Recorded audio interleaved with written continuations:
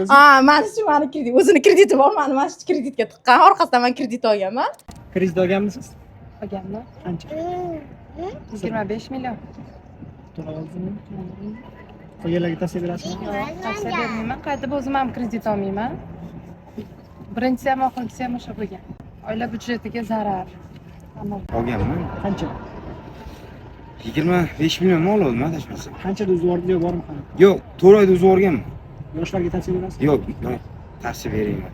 Kredit kambag'allikka qo'yilgan birinchi qadam edi. Olganmiz. Umringizda deysizmi? Ha. Umrimiz davomida kredit bilan yashayapmiz biz. Qancha olgansiz sir bo'lmasa? 55 million. Boshqalarga ham tavsiya berasizmi? Yo'q. Rossiyaga borib ishlashni tavsiya qilaman, lekin kredit tavsiya qilmayman.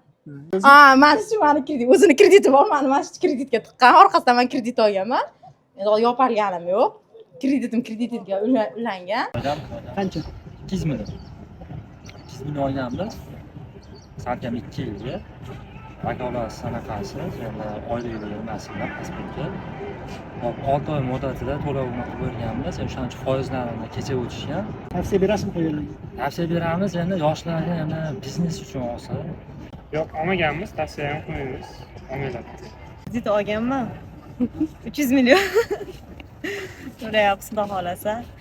Endi tavsiya qilmayman olishni, to'g'ri qiynalib ko'pchilik oladi-yu. Endi undan naqdga ish bitirgan yaxshi. Qancha olgansiz? 10 milliondan oshiq. Nima uchun?